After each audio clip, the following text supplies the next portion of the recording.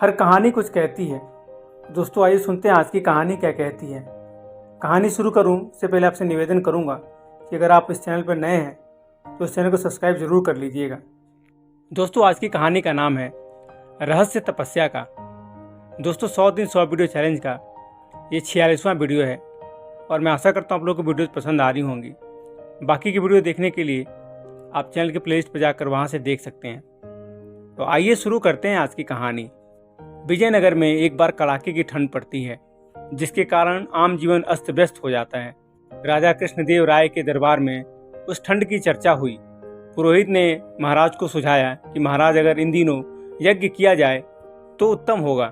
दूर दूर तक उड़ता हुआ तपस्या का यज्ञ का धुआं वातावरण को साफ कर देगा। बहुत उत्तम सुझाव था पुरोहित का। सभी ने एक कंठ से महाराज से कहा, महाराज आपको पुरोहित का सुझाव अवश्य पसंद आया होगा। दरबारियों की सहमति सुनकर महाराज कृष्णदेव राय प्रसन्न हो गए। उन्होंने कहा, यज्ञ के लिए मेरे खजाने से जितनी भी खजानों की जरूरत है आप ले लें। महाराज की आज्ञा सुनकर पुरोहित ने कहा, महाराज ये यज्ञ 7 दिनों तक चलेगा। कम से कम 1 लाख स्वर्ण मुद्राएं तो खर्च हो ही जाएंगी। प्रतिदिन सवेरे सूर्योदय से पहले मैं नदी के ठंडे जल में खड़े होकर तपस्या करूंगा और देवी देवताओं को प्रसन्न करूंगा। और अगले ही दिन यज्ञ शुरू हो गया। इस यज्ञ में दूर दूर से हजारों लोग आने लगे। ढेरों प्रसाद बंटता। पुरोहित जी यज्ञ से पहले सुबह सवेरे कड़कड़ाती ठंड में नदी के ठंडे जल में खड़े होकर तपस्या करते हैं, देवी देवताओं को प्रसन्न करते हैं। लोग यह सब देखते हैं तो आश्चर्यचकित होते हैं। एक दिन राजा कृष्णदेव राय भी पुरोहित को सुबह सुबह तपस्या करते हुए देखने के लिए गए। उनके साथ तेनालीराम भी था।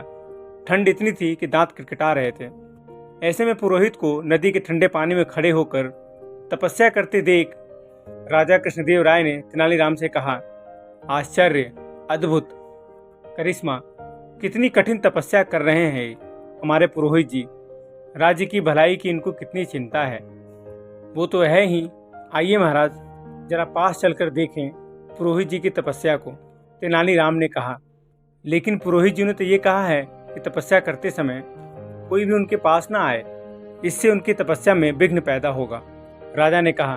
तो तेनालीराम ने सुझाव दिया, तो महाराज हम थोड़ी देर के लिए दोनों ही उनकी प्रतीक्षा कर लेते हैं। जब पुरोहित जी तपस्या समाप्त कर ठंडे पानी से बाहर आएंगे, फल फूल देकर उनका सम्मान करें। राजा कृष्णदेव को तेनालीराम की बात पसंद आई। वो एक ओर बैठकर पुरोहित को तपस्या करते हुए देखने लगे। वो तो ठंडे पानी से बाहर आने का नाम ही नहीं ले रहे थे। तभी तेनालीराम बोल उठा, अब समझ आया, लगता है ठंड की वजह से पुरोहित जी का शरीर अकड़ गया है, इसलिए शायद इनको पानी से बाहर आने में कष्ट हो रहा है। मैं इनकी सहायता करता हूँ। तेनालीराम ने कुछ पल सोचा, फिर नदी की ओर बढ़ गया और पुरोहित जी का हाथ पकड़कर उन्हें पानी से बाहर खींच लिया। पुरोहित के पानी से बाहर आते ही राजा हैरान रह गए। उनकी समझ में कुछ नहीं आ रहा था।